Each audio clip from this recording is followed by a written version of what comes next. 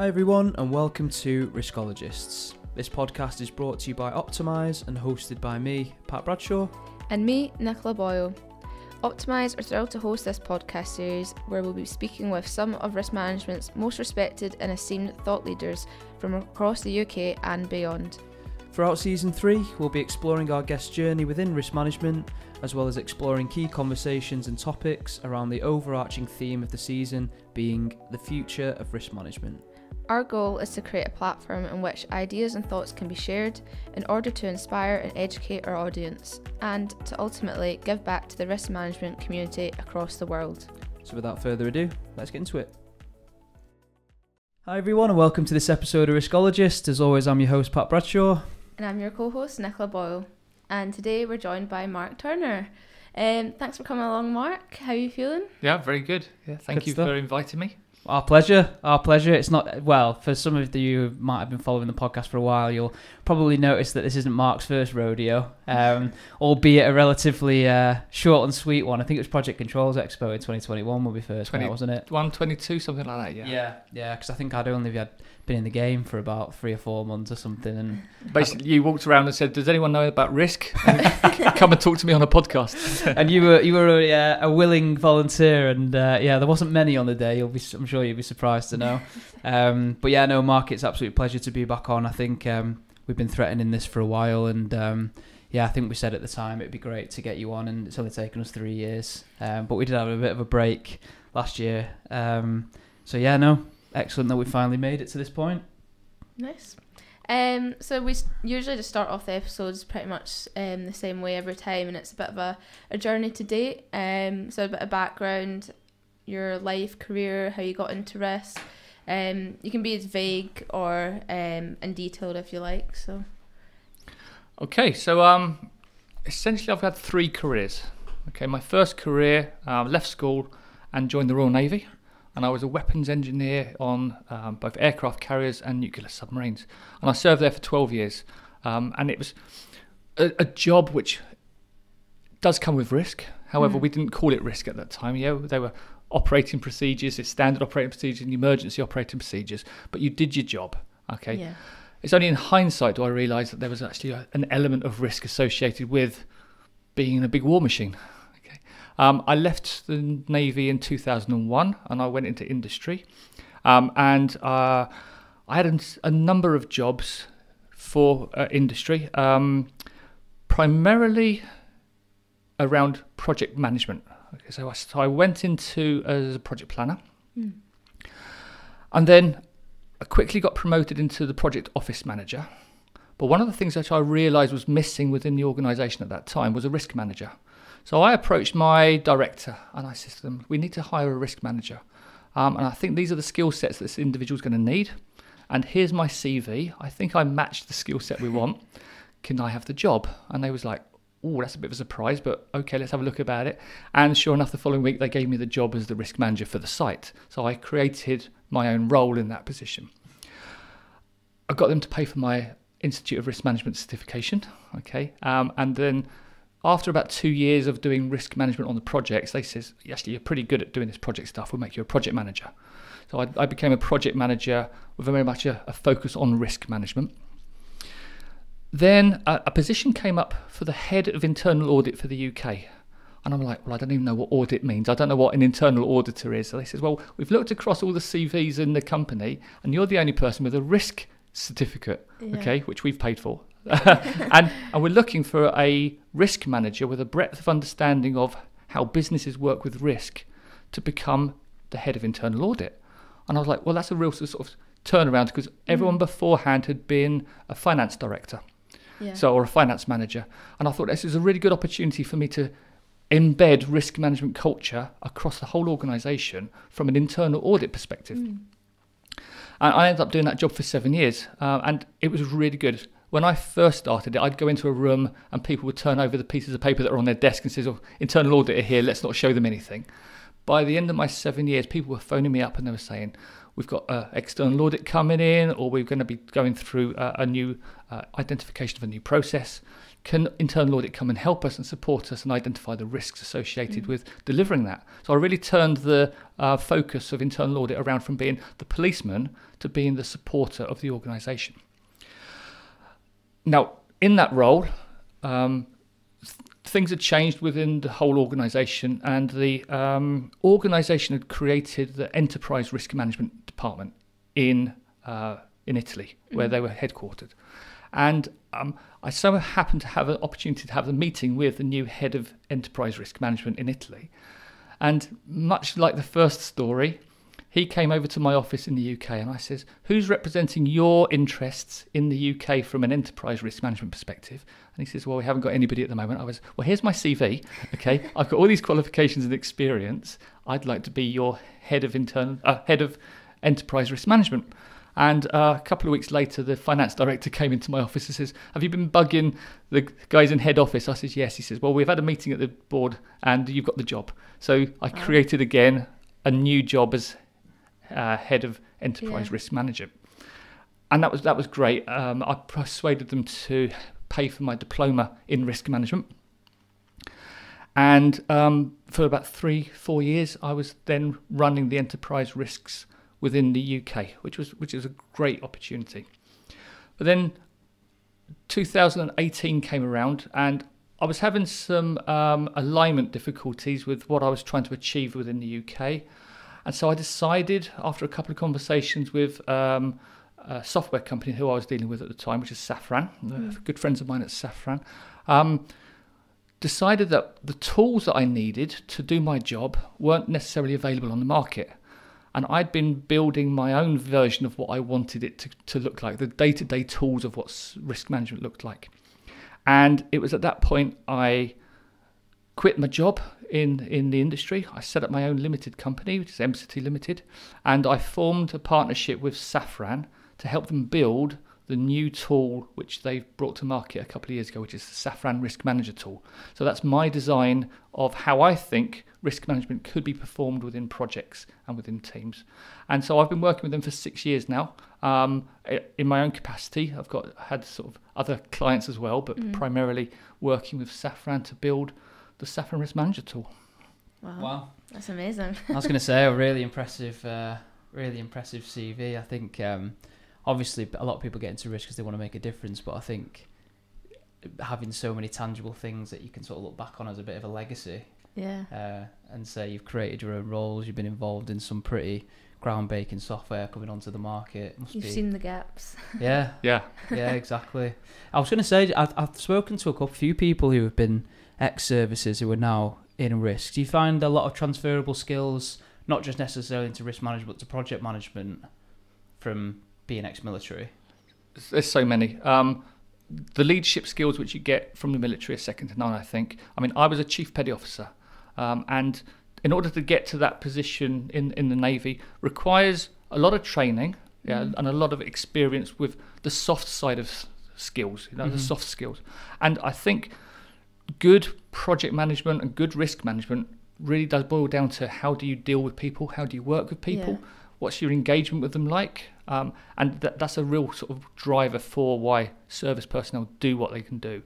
The other thing is the attitudes that people bring to work. Very much a improvise, adapt, overcome is the common one, but there is a second, and I've spoken about this a couple of times, and that is the ability to deal with monotony.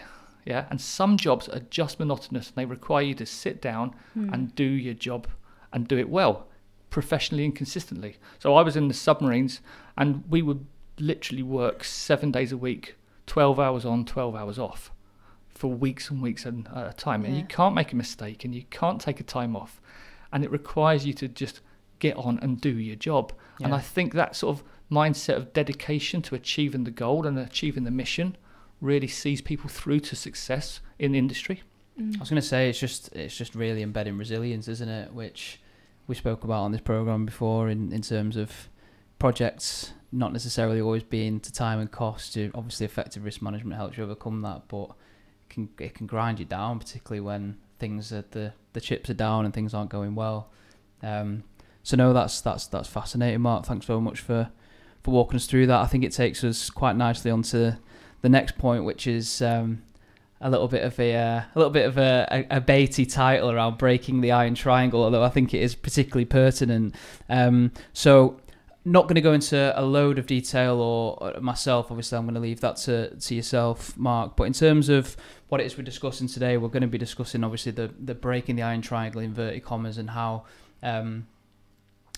things like ESG and things like that may or may not replace the certain elements of cost, time, quality, scope, whatever the case may be, and how opportunity management is going to come into that. So I think I and a lot of people listening to this will already know the answer as to why you decided to opt for this particular topic, but I'll tee you up to answer that. Thank you. So we called it breaking the iron triangle, and I see the iron triangle, which, as you rightly said, is cost, time, quality, and scope. They're very much focused on delivering a 20th century idea of what a project is, namely, we get it done at whatever expense, providing it's done on cost and time. Okay. Unfortunately, the world's moved on, and we recognise that unlimited consumption of world's resources is not sustainable. Mm-hmm. Okay. We look at something like Earth Overshoot Day. So the Earth Overshoot Day is the day in the year when we consume 1 year's worth of world's resources.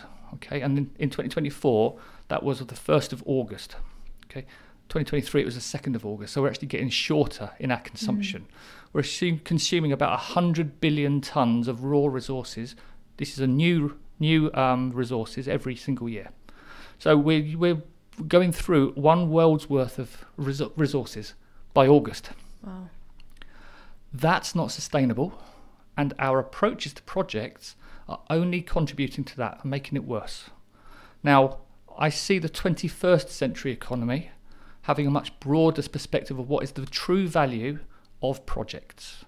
And the true value of projects involves all of the stakeholders, whether they be current stakeholders or future generations, whether they be directly involved with the project or maybe secondary to it, the consumers in the supply chain, maybe even part of the recycle and renewal side of things. So 21st century economics requires the bigger picture, and the bigger picture is beyond cost and time and quality. And they have to involve ethics, they have to involve people and stakeholders and that bigger picture. Yeah, it's really interesting. We had a conversation on an episode recently. I won't give too much away because it's probably not been released at this point, but all around net zero and things like that. And I think I've said multiple times on these episodes that when we sort of first jumped into the theme of this season being inverted commas the future risk management, I was under the impression we were going to jump into quite a lot of the AI and all of the technological stuff. But it's been quite surprising, to be honest, but also quite refreshing in hindsight that a lot of focus has been on actually, particularly in the heavy industries, how we're going to act more responsibly, like optimising adjacency, going net zero, acting more responsibly and ethically and stuff like that. And I think in terms of future generations, they take it a hell of a lot more seriously than the predecessors do, don't they? As a risk professional, one of the things you've got to think of is, what are the bigger pictures? What are the bigger pictures with regards to the risk? And the risk is, in some cases, existential. Yeah. If we don't sort out our climate, if we don't sort out the pollution, then we could potentially see the demise of human society. Yeah. Okay. It's a big, grandiose idea, but we can only tackle this one project at a time, one individual choice at a time, whether you take the train, whether you fly, whether you drive. Okay, whether you invest in renewables and recyclables and ethical supply chains, all of these things contribute to the big risk picture at the end of the day.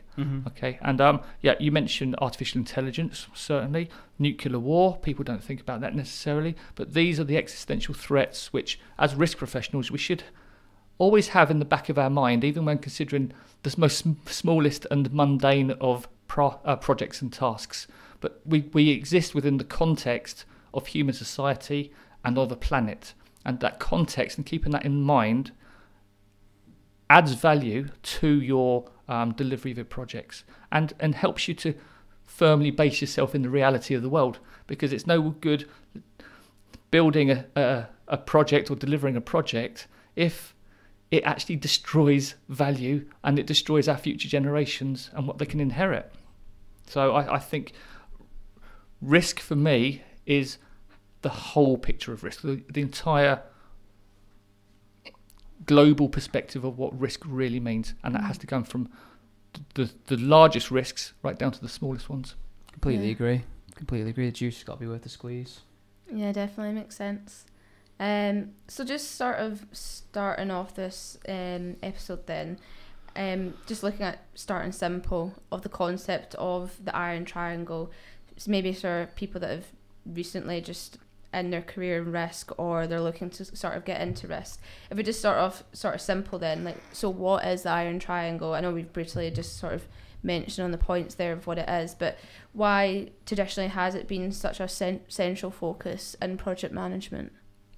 Well, don't get me wrong, I don't think there's anything necessarily wrong with the iron triangle. I first learned about it when I did my project management training back in 2001, 2002, and I think the model itself still holds up. Mm-hmm. What it says is there are 4 key elements to the delivery of a project. There's how much is it going to cost? Yeah. When are you going to deliver it by?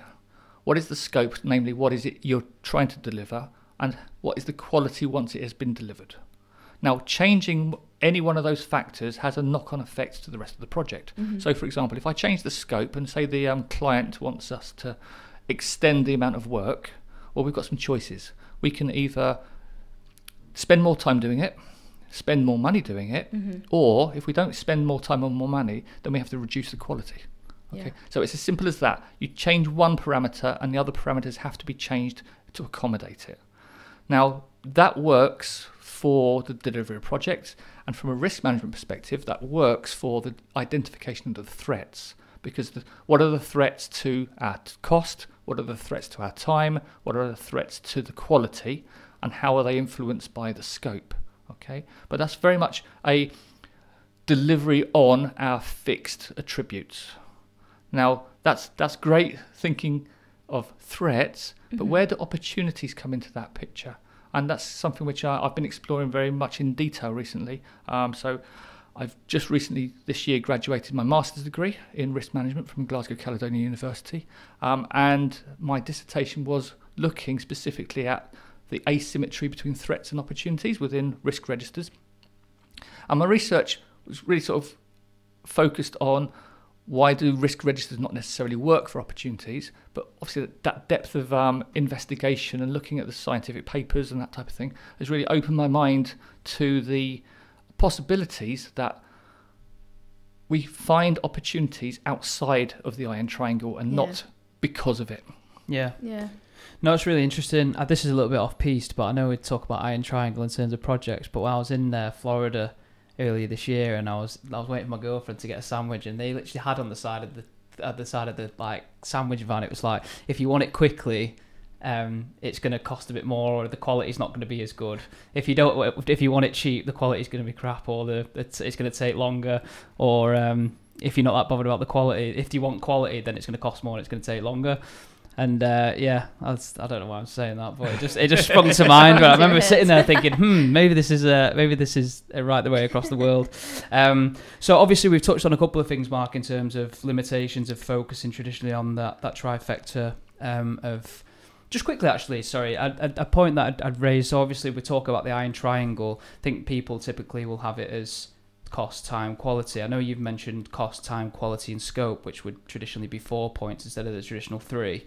Does quality and scope sort of fall under the same umbrella, or are they siloed from one another as well? That's really interesting, because when you do your research on what is the iron triangle, there's actually a few models that come up. Okay, depending on which source you talk to. So, for example, the PMI body of knowledge don't talk about a triangle, they talk about a star. So within their star they have scope, schedule and budget, which is the ones we're traditional with, and they've also got risk, resources and quality in a double triangle. Yeah. So that's one model. The other model, which I've seen from the APM, has cost, time and scope as the apexes of the triangle, and quality is in the middle, because you change scope, or you change time, or you change cost, And what's the common denominator of that is the quality changes. So there are a few different baseline models. It depends which resource you look up, but generally the principle stands. Yeah, you change one, something else has to change. Yeah. Interesting. So this could be breaking the Iron Star then. It could be, depending how you look at it. Be. So yeah, I know we've touched on a couple of things in terms of obviously future. In terms of project success, you can build something or you can deliver something at what cost if you're purely focusing on the pounds and pence or whatever the case may be. Are there any sort of limitations of purely focusing on the iron triangle, the iron star, whatever you want to call it, that we've not already touched on, or do you think we've covered the most of those things so far? We've covered it in terms of the limitation of the delivery of the project. Yeah. But as mentioned, the total value of the project isn't constrained with cost, time, or quality. Yeah. Because the projects have impact in the world. They have impact on, for example, if it's an unethical supply chain, then there'll be people who are working. Whether it be child labour, whether it be sweatshops or what have you, mining and the artisanal mining that takes place in some of the poorer countries, these are exploitative, okay, and they have an impact on people. And it might be that you're delivering a electronic component, okay, so electronic boards in your mobile phone or in your TV at home. That's a project, and you can think of the project as being delivered on time and on cost and tick in the box, we've got the job done. But what if the tantalum capacitors within that product have been mined by a child? Yeah. What is your actual value, the true value and impact that you're having on the world? Now, if you had good transparency within your supply chain and you'd be able to see where you're sourcing your materials from and understand fully who's being exploited, who's benefiting from these investments, then not only does it make sense from a ethical perspective, but it actually makes economic sense because you've got transparency, and by having transparency you should have also resilience, and you build resilience within your organisation because you've got ethical supply chains, you've got ethical workforces. You're not going to be exploiting people somewhere in the world which you're never going to meet them.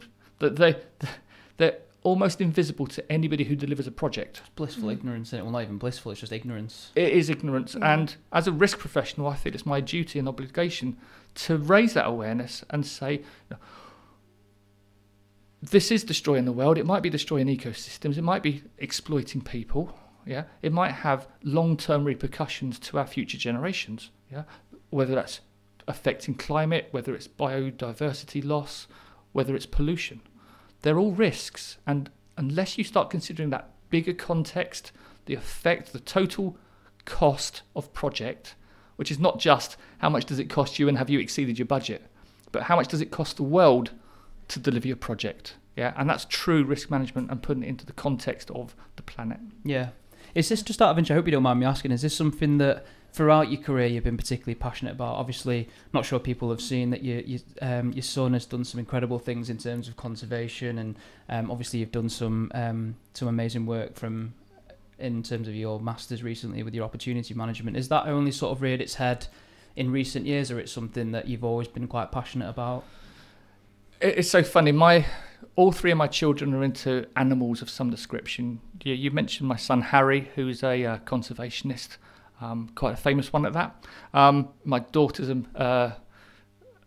got a master's degree in zoology, and my youngest son works in an aquarium. Okay, so all three of my children work with animals, and I've always described animals as being soft and squishy and gooey. Okay, I was always much more comfortable with computers and with technology, but what you start to realise, I don't know, maybe it's my age. I'm getting older, and you realise that the world depends on squishy, soft things more than it does on the electronics and computers and the digitals and the bytes. Because if we don't have ecosystems, if we don't have animals, if we don't have climate and sustainable use of our resources, then all the computers in the world amount to nothing. Yeah. We've destroyed our future and we've destroyed the planet. And I think over the last 20 years, as environmentalism has become more of a mainstream thing. I mean, when I grew up, I was born in 1970, okay. the Friends of the Earth and Greenpeace and these types of people were considered to be fringe. They were considered to be sort of the nutters. Yeah. And industry was be all and end all. It was growing up through the 80s. Yeah, it was Thatcherism and it was consumerism and it was greed is good to an almost extent. Now we see in hindsight, we see the effect that mindset is having on the planet. You know, what we've done to erode our possibilities of the future. You know, the numbers of species which go extinct every year because of greed, the amount of pollution that we see in the world, the fact that we've now got microplastics in our food and in our bloodstreams, okay, is affecting things like human fertility. You know, the fact that we've got heavy metals in our food supply and in our land, in the crop cycles, limits or causes food scarcity. And eventually, climate change is going to limit the amounts of land which we can live on and which we can use for farming. So all of these things have gone from the fringe to very much the mainstream. And I'm just hoping that my little part in the world, I can do something to raise awareness of that, think in terms of the global risks and the impacts that we have as projects. Yeah, but I don't want it to be a negative thing. One of the key selling points of any type of culture change is that there has to be a benefit for the world, okay, and a benefit for the projects individually as well. And so I need to ensure that when we're looking at these big global problems, we don't see it as it's the end of the world and we're all doomed. I've got to see it as I've got to make my contribution to make things better. It's an opportunity. It's an opportunity. It's exactly the word I'm looking for. Yeah. Exactly. Love it. So it sort of might have just tee up nicely to this question then. So you sort of already probably touched on it, but so what is your view of breaking the iron triangle then? Is that looking at these ethical and like sustainable factors? Is that sort of like what your viewpoint is of breaking the iron triangle? All right, it's a little bit of a misnomer calling it the breaking the iron triangle. Yeah, from my perspective, the iron triangle represents the places where we identify threats to the delivery of our projects. Okay, so from a risk management perspective, we think about threats and we think about opportunities or the upside. Iron triangle is very much driven by what drives the identification of threats. What are the threats limiting our projects? And you can see that because you take any risk register in the world, and what are the three criteria that it looks at? It looks at what are my costs, what are my times, and what are my qualities. You don't see what's my environmental impact, what's my return on investment going to be. You don't see those types of things in the risk registers that we have on our projects. And I think whilst the iron triangle is fit for purpose for the identification of what prevents us from delivering our projects, breaking the iron triangle for me is how do we look outside of those limitations to find the opportunities to become more resilient as organisations, to deliver our projects on time, effectively and efficiently, because we're being cognizant of, for example, the mental health of our staff, okay, or our investment in the circular economy or recycling of future sort of end product life, those types of things.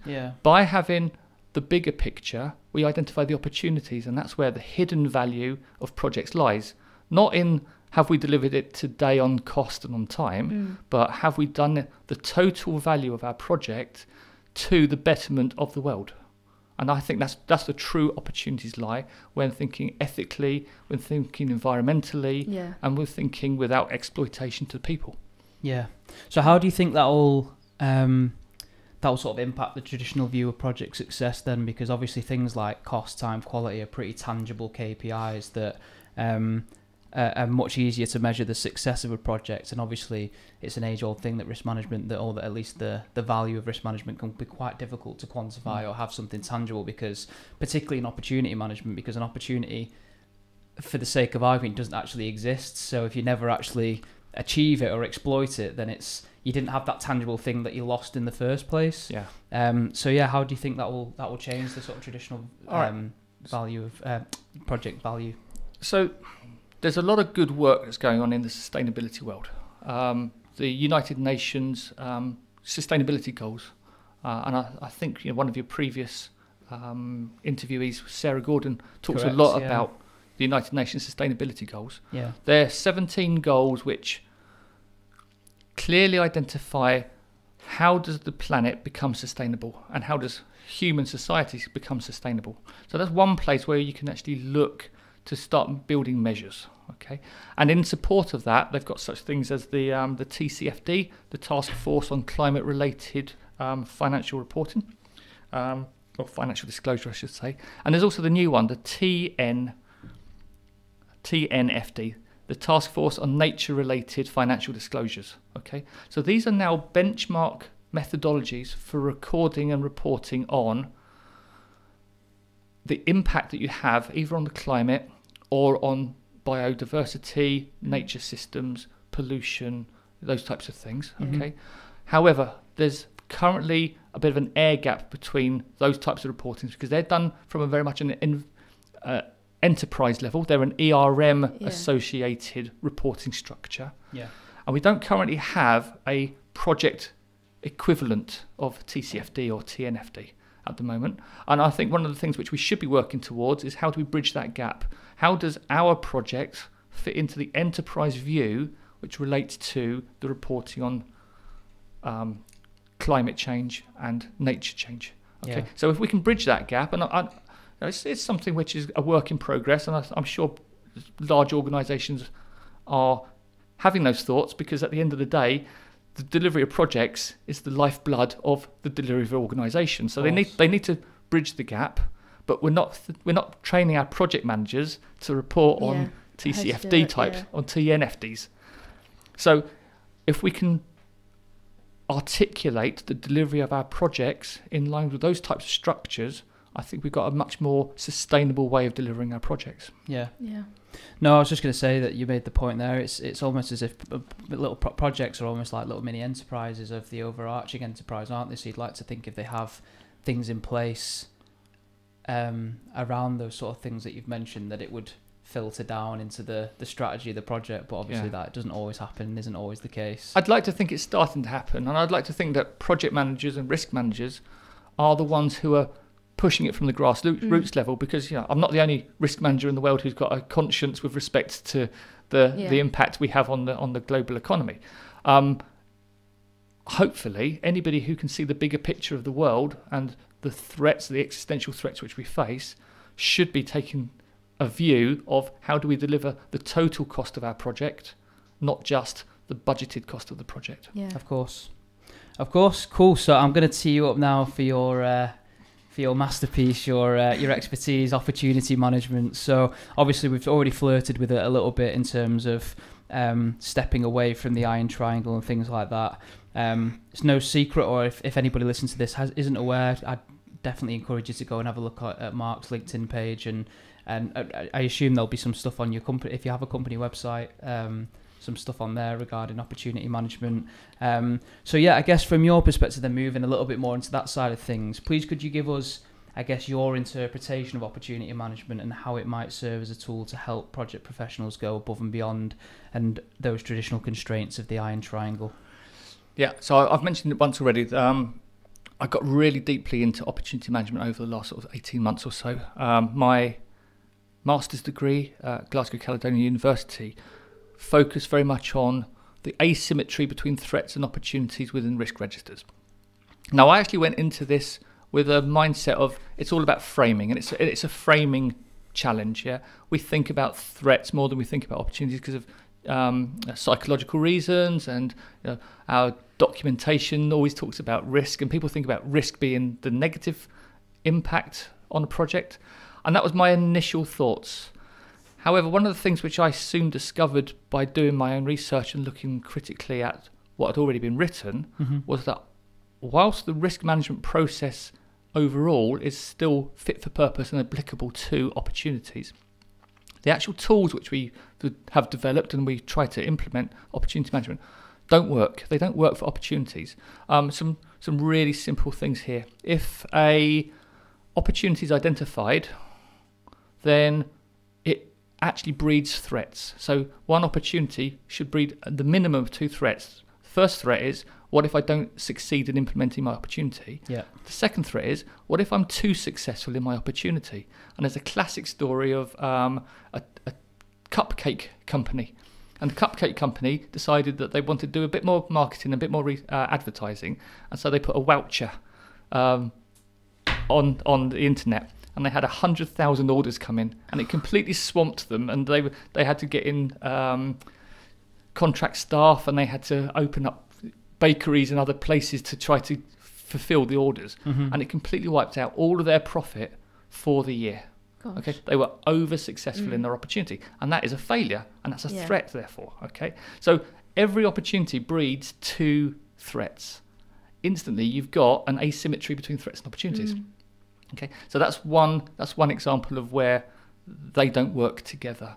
There's also several other opportunities. So, for example, if I identify an opportunity, I've got the decision to make. Do I progress it or do I not progress it? Okay, do I do something to make it happen? If I decide I'm not going to make it happen, then I would take it off my risk register. It's no longer valid.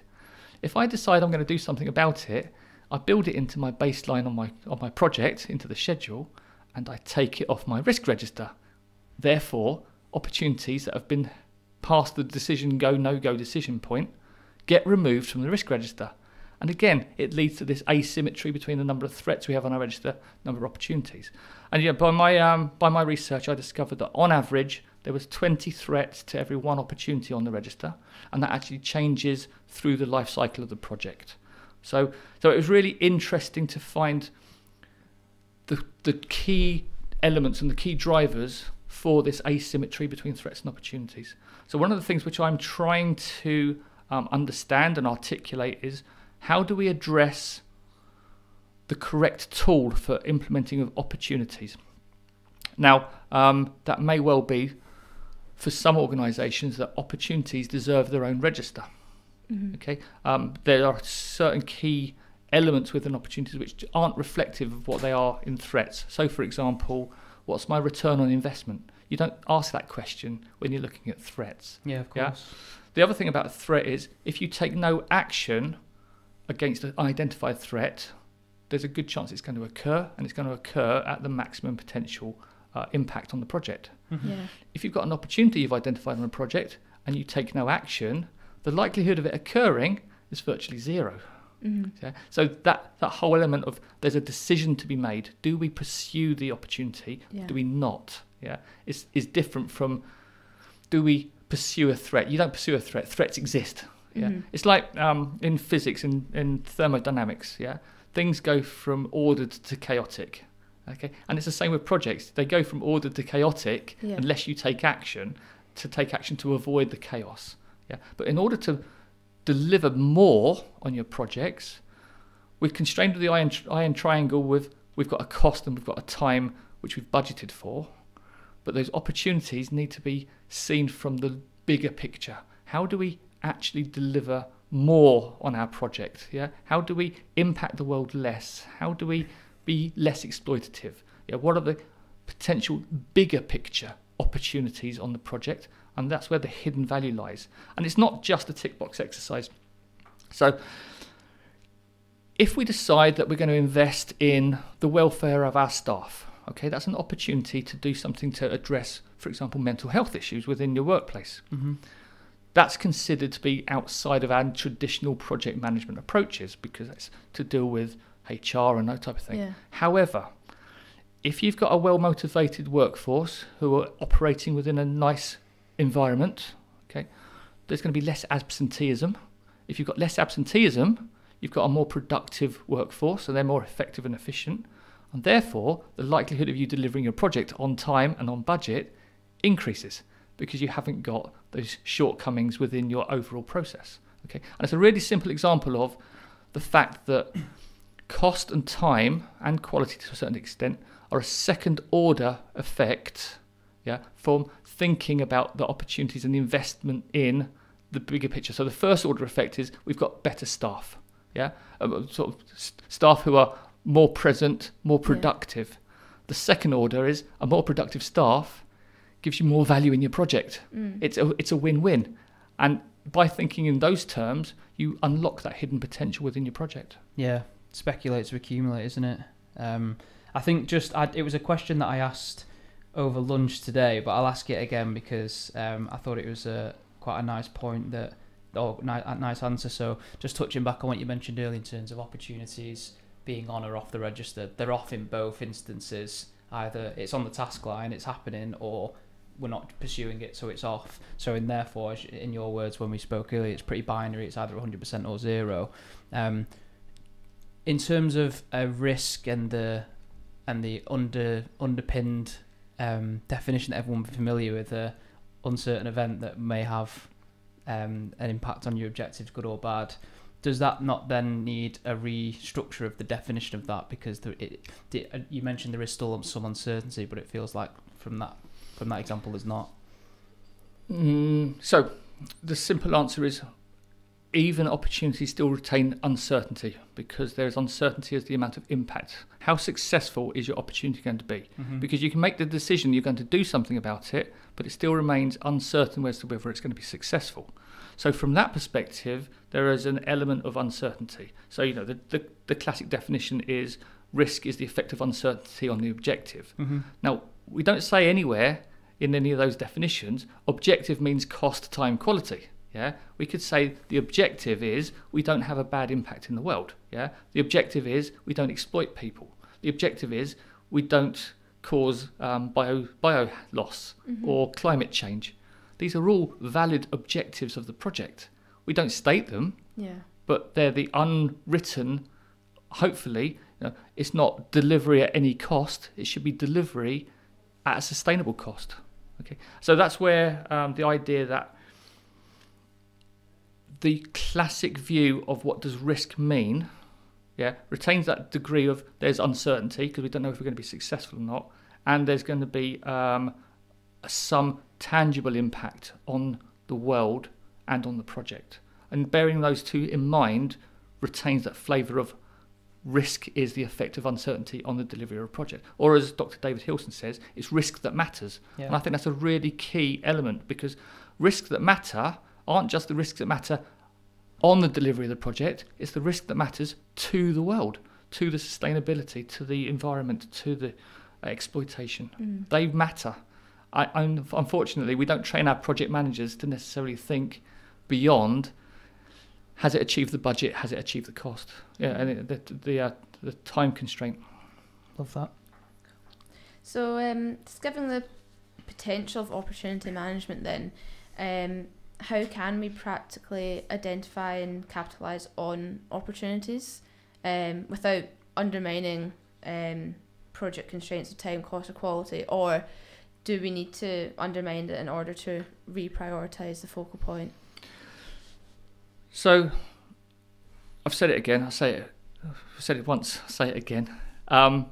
Cost, time, quality, scope are key attributes that you need to identify threats with.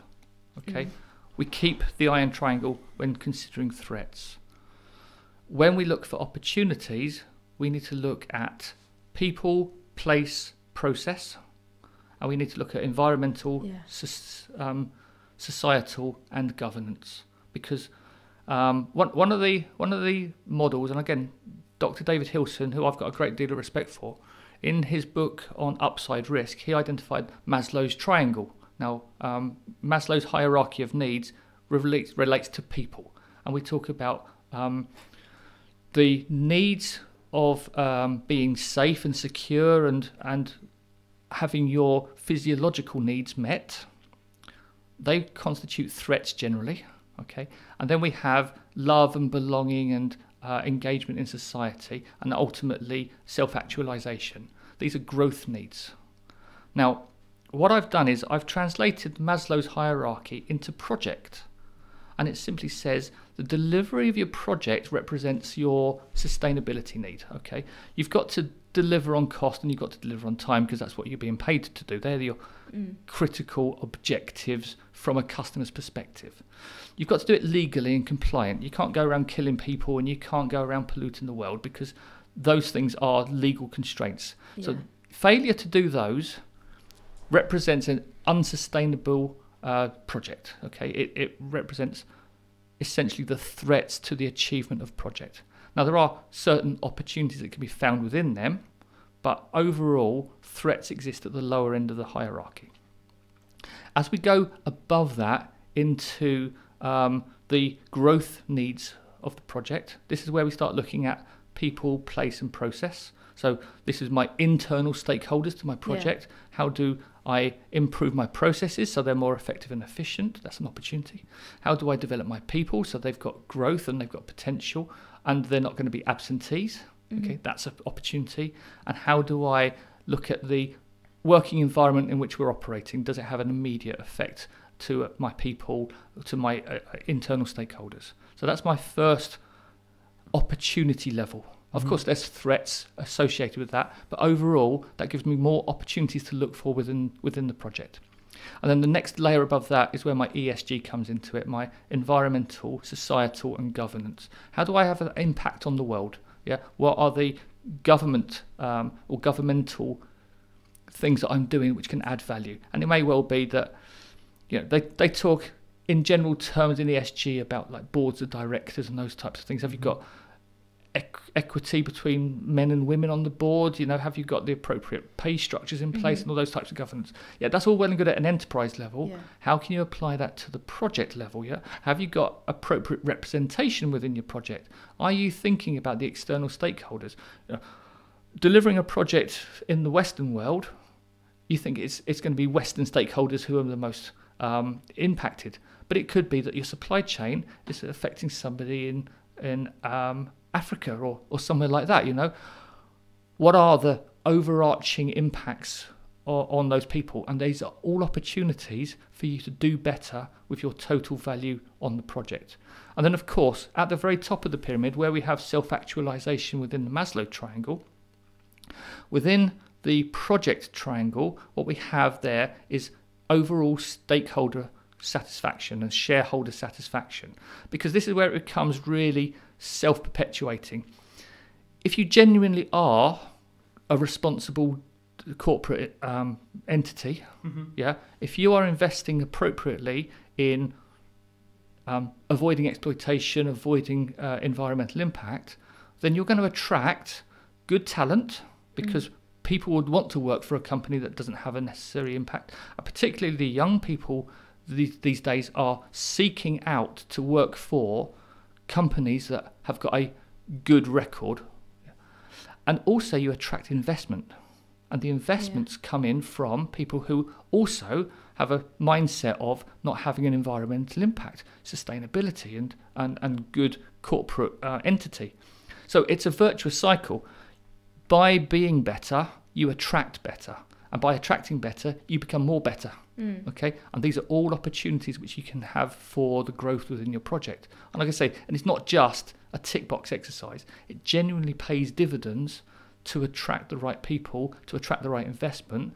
Your shareholder growths, you've got greater resilience within your organisation, and by doing so, the chances of you achieving your iron triangle, achieving your cost, achieving your time, and achieving your quality is enhanced because you've invested in the appropriate positive things for the world. Yeah. It's been like almost a USP for a lot of organisations, hasn't it? In terms of like your Cadbury's and stuff, when their headline on the front of any chocolate bar is like sustainably sourced cocoa or whatever the case may be, and it does feel like low hanging fruit. It feels like win-win-win all round. So it'd be, compared to when I was a kid to now, it's sort of night and day, and I'm only 30. So I guess from growing up in the 70s and 80s to now, there must be quite a lot of hope to how much better it could progress in the coming years. But it feels like it's probably accelerated a little bit of a steeper curve over the last decade or two versus the previous 3 decades, maybe.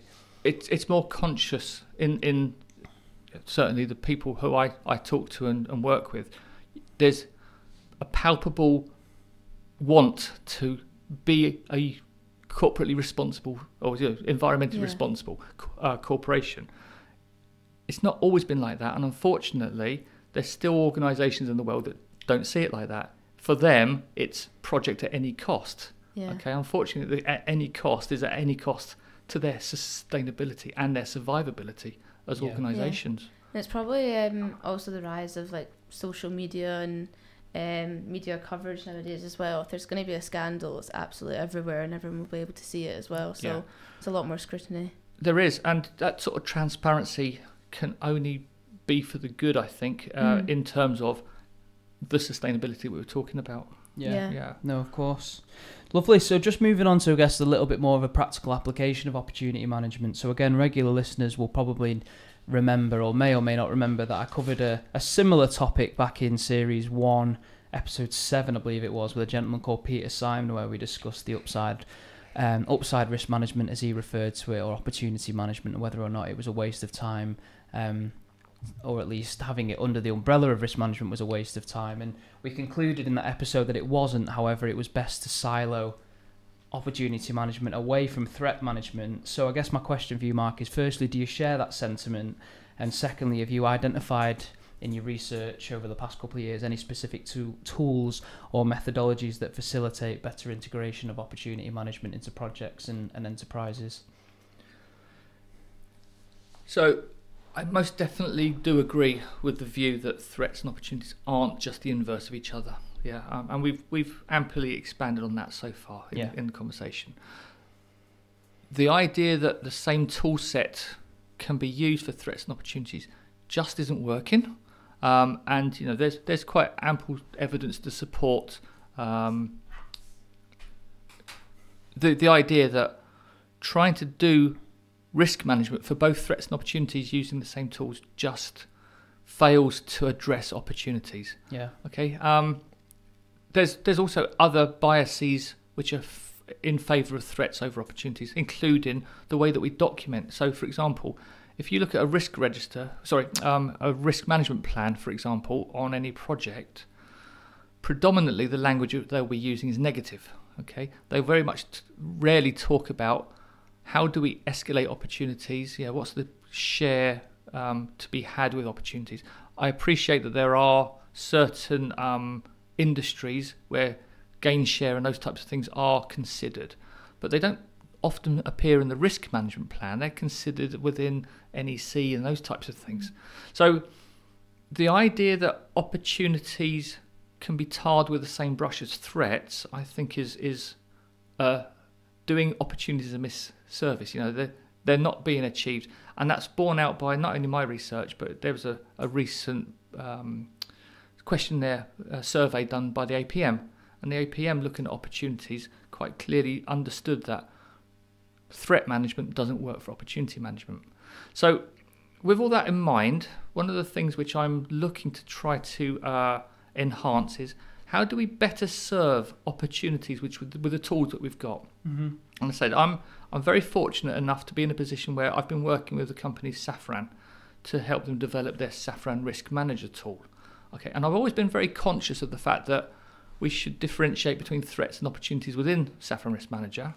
But my recent research is identifying that potentially what we need is a more differentiator between threats and opportunities, to the extent of, do we create an opportunity register that exists alongside the threat register within a risk management tool, but actually has its own attributes and adds the value to the identification of opportunities, separate from the types of data that you gather for threats. Because the data you gather for opportunities, for example, do we decide to implement it or not implement it? What are the sunk costs if we make this decision? How much is it going to cost us to implement? What's the return on investment?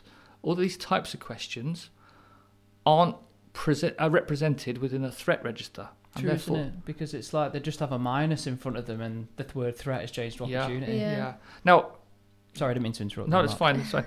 Another part of the work that I'm developing, and it is a work in progress, and I'm quite happy to have a conversation about it, but I see opportunities falling into 3 distinct types. The first type is identifying the objective of which you're delivering, okay? And it does come back to the ISO 31000 when you look at context, criteria and scope.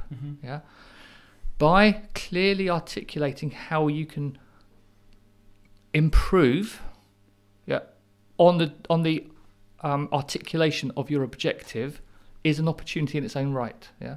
If your objectives are uncertain, then by finding certainty in your objectives is an opportunity. You can do your objective better. Yeah.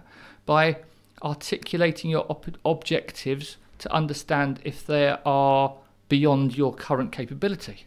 Yeah, you might be able to address them and say, okay, we need to change our capability to address these objectives. Yeah. Or finally, if there are too many objectives and you don't actually know which one you're chasing, yeah, thinning out your objectives could help you to identify the appropriate ones which are going to have the most benefit on the project. So they constitute my type 1s. Yeah, address the objectives on the project. Type 2 represents the delivery of those objectives. So it's the utilization on objective, okay? And that says, how do we do things more effectively and efficiently to deliver on this stated objectives? And then my type 3 is what I call good fortune. Now, don't be misled into thinking that good fortune is just something that happens, okay? Because the thing that makes good fortune occur is by having the right processes in place, the right resources in place, and being in the right place at the right time to exploit on that opportunity. Yeah, and that requires effort, but it's effort which is done in advance of the opportunity becoming available. So classic examples of what you might consider good fortune is there's going to be a change in the tax law, and if there's a change in the tax law, you might be in a position where you can capitalise that and exploit it because you're in the right jurisdiction, yeah. You've got the right methodologies in place. You've got the right lawyers in place to make it happen, yeah.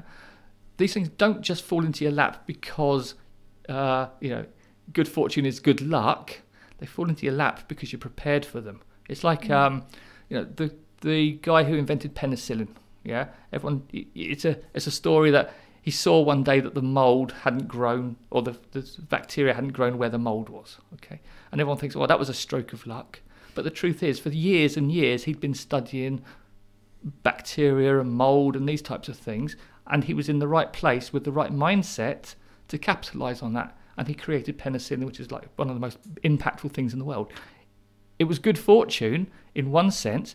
It was significant effort on his part before the good fortune occurred. And I think that happens a lot in our projects. We're in the right place at the right time. We've got the resources to exploit them. That happens, yeah. So those 3 types of opportunity, you don't see those written down in any of the literature at the moment because it's something I'm still working through as a work in progress, but I reckon they constitute a big point to come back to answering the question, where do we find those opportunities? And the truth is, I've again used my frameworks of process, people, place and process, and also the ESG, environmental, societal governance. And I've used tools like ChatGPT. And I've asked ChatGPT, how do I benefit the most from improvement in my process, improvement in my place, improvement in my people? And I've got a list of 200 odd opportunities, which I've generated from using tools like ChatGPT, that says, have a look at this, have a look at your water usage, have a look at your waste management system, have a look at your CO2 emissions or your methane emissions. All of these things represent opportunities for the project to deliver on total value. And again, total value comes back to the impact that your project has on the world, both today and tomorrow. Yeah, absolutely love that. It's fascinating. I think particularly the last one around good fortune is I've never really sort of thought of it like that, where it just comes back to the old adage, doesn't it, that you make your own luck, and it's not a case of, bloody hell, we've had a bit of potluck there. It's just like you say, it's fallen straight in our lap. You've put yourself in a position where you're able to not only exploit it, but you're able to actually see it because you've got the right lenses on at the right time. It sort of comes back to what I was saying in my introduction, yeah? Twice in my career, I've actually created my own role. I know. Exactly. Yeah? You create your own luck. I mean, I created my own progression within the company. I created my own company. Yeah. It's not good luck. It's hard work, positioning myself in the right place at the right time with the right resources to exploit it. Yeah. And the right mindset as well. Exactly. Love that. So yeah, just moving on then. So how can we integrate opportunity management then into a project strategy? Like how do we shift that focus merely from avoiding risk to actively enhancing the value? So the first thing to think about is the culture within which you're operating. Okay, I think as risk professionals, one of the things which we are often criticised for is not being change managers and not influencing necessary change at a cultural level. Okay, so culture change has to be driven from a top-down perspective, the classic tone from the top. Yeah. But it has to be also demanded from the bottom as well. Okay, so there's the two-pronged approach. Yeah, influence people to say by being more opportunity wise. Yeah, we get more effective and efficient. We get the investment. We get the talent. So it's a draw. Okay, and for the people who are at the grassroots level, we say by thinking about opportunities, we can actually deliver our projects. And we can't be naive here. Project managers and their teams are driven by incentives, including their financial bonuses on the delivery of projects.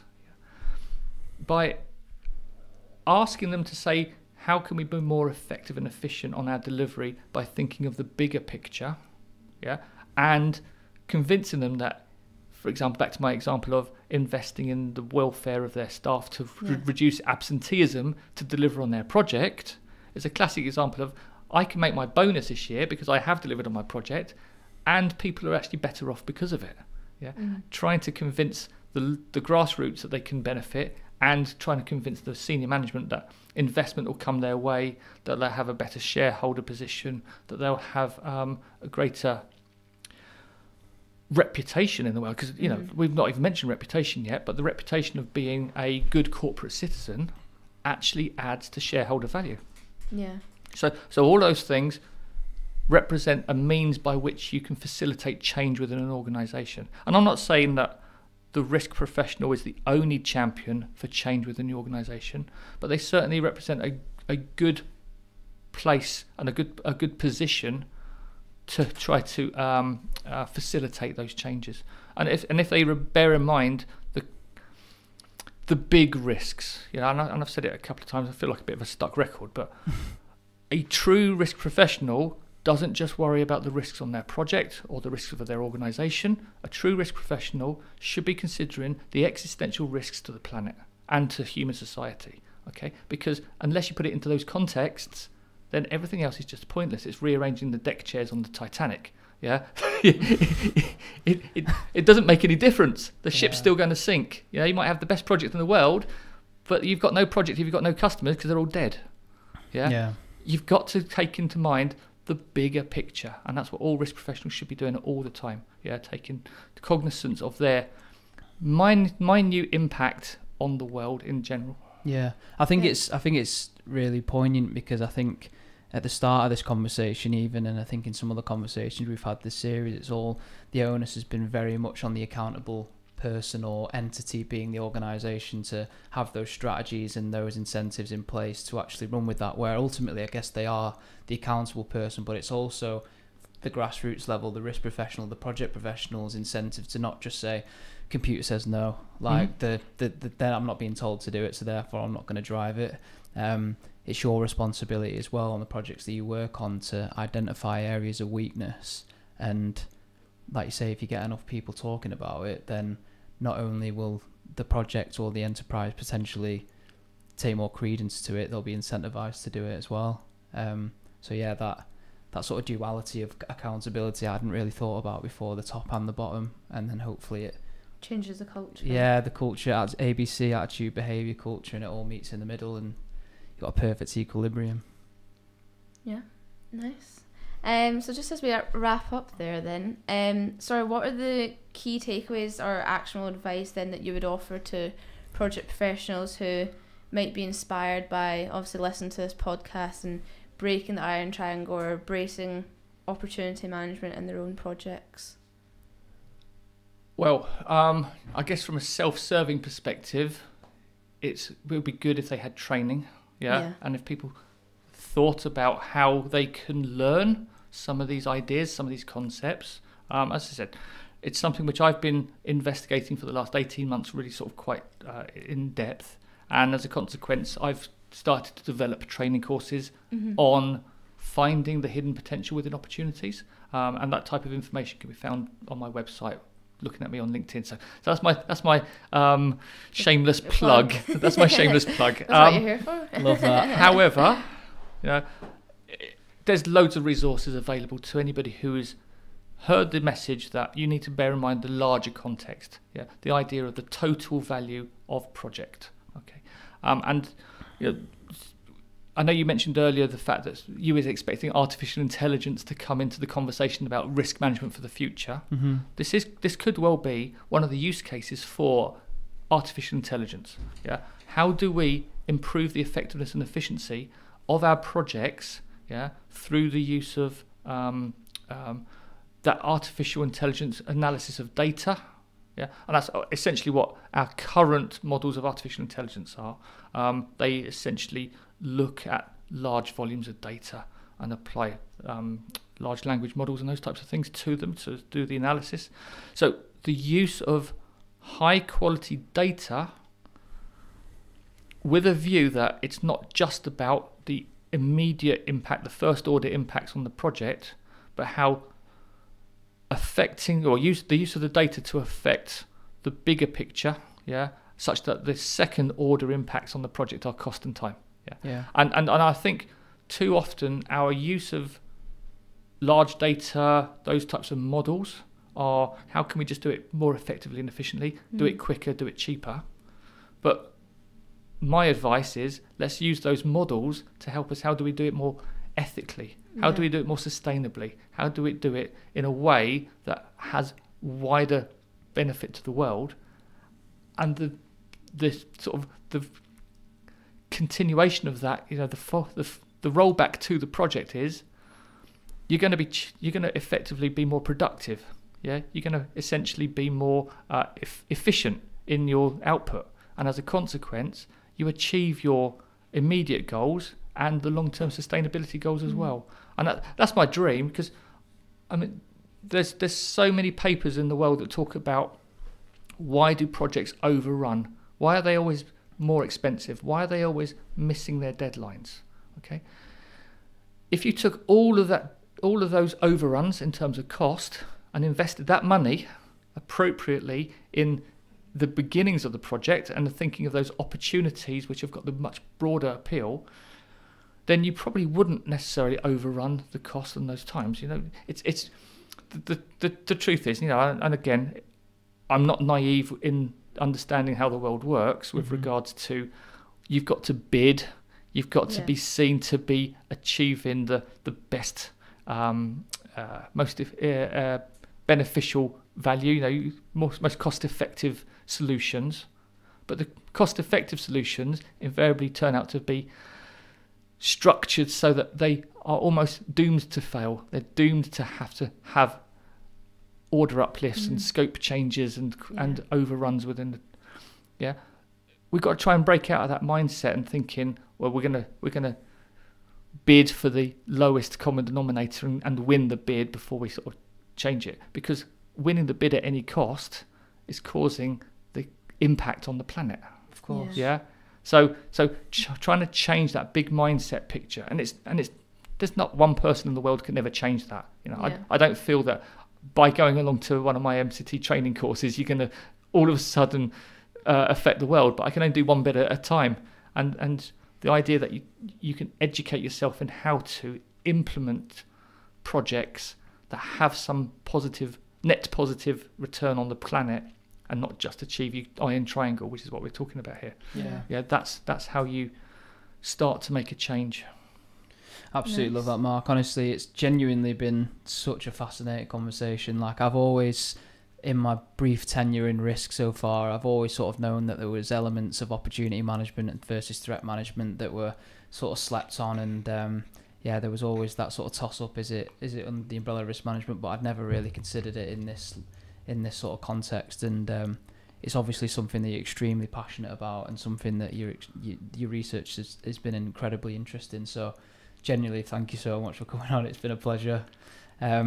just final point from us then, in keeping with riskologist tradition. What's a piece of advice you would give yourself, a younger you, at the start of your career? It could be the start of your risk career, it could be the start of your military career. What would that piece be? So I thought about this quite a lot. I've always been of a personality which is easily swayed by a good argument. Okay, and as I've got older, and as I've studied more, and I think this comes with both age and knowledge, what I've realised is everybody's answer is slightly wrong. Okay, so I need to proactively challenge what I'm told. So if I was going to speak to my 18-year-old self, what I would say is, think for yourself, appreciate that no model in the world is ever going to be correct, and have confidence and faith in your own views and ideas, because I know that I'm wrong, but at the same time I know that everybody else is wrong, and is my degree of rightness the right thing for me? How does that fit into my personal ethics, my personal values? And as long as it's aligned to my belief in the world, then I should have faith in what I think. Amazing. Love that. And a final point from you, Mark, if anybody wants to get in touch with you regarding training or any of the really great stuff you've discussed today, what would be the best way to get in touch? Yeah, I'm on LinkedIn. I post on LinkedIn quite often, so please look up Mark Turner on LinkedIn. And that's probably the easiest way to find me. I do have a web page under mcity.com, but LinkedIn is usually where you find me hanging out. Love that. I think that's where I pestered you in the first instance to come on here. But yeah, Mark's come all the way up from Southend in Essex to be with us in Warrington today. So yeah, Mark, honestly, it's been a pleasure. Thank you so much. Pleasure. No, thank you for having me. Thanks. Our pleasure. And that's it for this week. If you enjoyed this episode of Riskologists, be sure to follow Optimise and Riskologists on all of our social media channels, where you can subscribe to the podcast and be notified of every episode so you don't miss a thing. Please like, share and leave reviews to help support us and increase our reach within the wider risk community. And join us next time, where we'll be chatting with another leading figure in the world of risk. Until then, thanks for listening and take it easy.